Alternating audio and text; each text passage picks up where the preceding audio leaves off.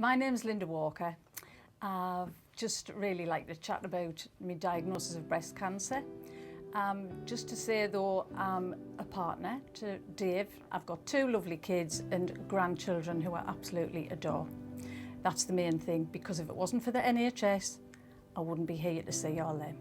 I was diagnosed with breast cancer in 2016. Found a lump. Now, I've had lumps in my breast before and I just knew it was different.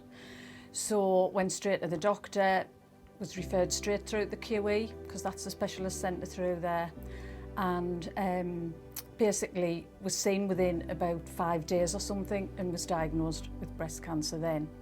They weren't sure obviously what sort it was and things, so I had to go back and get the results, had further tests, and it was a lobular cancer. So long story short, the consultant had said because I was only very small breasted that rather than doing a lumpectomy, a mastectomy would be better.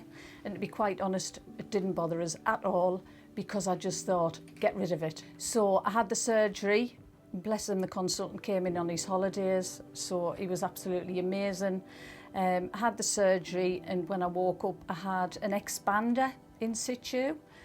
Now obviously this story is my story. It's not what everybody has, and everybody has different cancers and different treatments and everything, but this is what happened to me. At that time, the results came back, and I had to have further surgery because it was in one of the lymph nodes. So I went back to surgery, had all my lymph nodes removed, that was fine. And at that time I was told that I didn't need chemotherapy. It might sound funny, but when the consultant here, its oncologist, had said, you don't need chemo, it freaked us out a bit because I was thinking that's not the pathway that I was expecting to go on. Obviously at the QE, I had a specialist nurse there who was fabulous. And she was there every step of the way. I could ring her at any point, which I did when I thought I found another lump, and I just went straight through, had another ultrasound, nothing was a bother. You know, she sorted out prosthesis for us and everything, so she was brilliant. As I say, she was on the end of the phone all the time. I don't know why I didn't come to Macmillan originally. I don't know whether that I thought Macmillan was associated with cancer and that would make it more real, if that makes sense. I think I'd been to the doctors or something and I thought, oh, I'll pop in. Best thing I could have done. The holistic therapies were just amazing.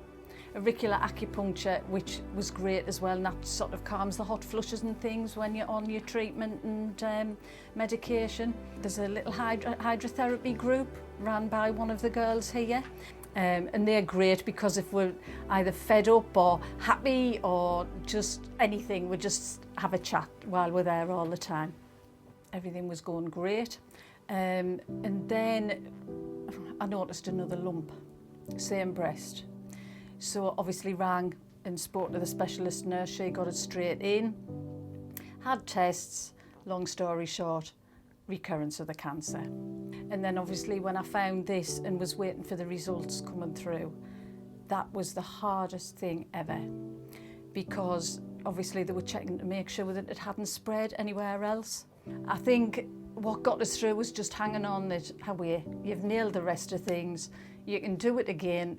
The results came through, yes, it was another cancer. It was in just a couple of lymph nodes, and at that point obviously had further surgery, got rid of those lymph nodes, and it was a case of then, right, we need chemotherapy and radiotherapy here. And to be quite honest, I wasn't bothered. In fact, I was pretty glad because I just thought, let's get it nailed all together. I just want this out of my system totally. My hair fell out after the first chemotherapy. It got to the point where it started coming out, and I woke Dave up one morning and I just said, this is the day, let's get rid of it. And bless them, Macmillan, I had loads of choice of different beanies. You get the first one like free, and then after that it's donations. That was really quite liberating for me. And hence when my hair grew back and I just let it go grey, because I thought, it's white, it's grey and white anyway, and I'm really not bothered. When I rang that bell on the Phoenix unit, the girls up there and the lads all lined the corridor. That was brilliant, walking along that corridor and ringing the bell. And just the fact of all of that being over with, it just brings it home that you've got to be breast aware and you've got to check your breasts regularly, because I used to, and then for some reason it just lapsed a bit. And it was only one morning I was lying in bed and I felt it, and I just thought, oh my God, I should have done this before.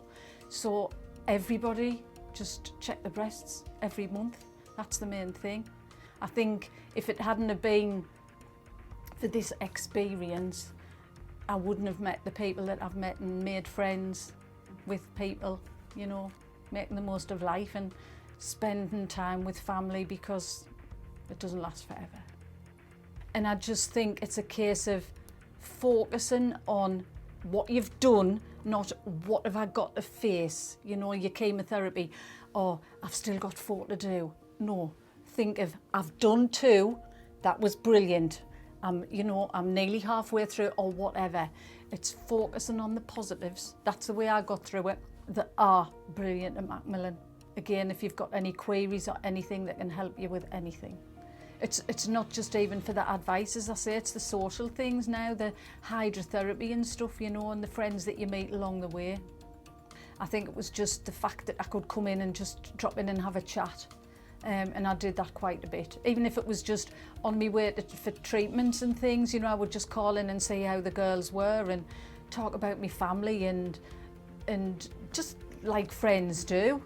Right, well, this lot here, this is what got us through from the beginning, minus the 2 little ones there, but these 2 boys were the ones that were born at the time. That was me and my family and my best friend, who was there when I was ringing the bell. When you've finished your treatment, there's a bell and you ring it loud and clear. That's it, finished.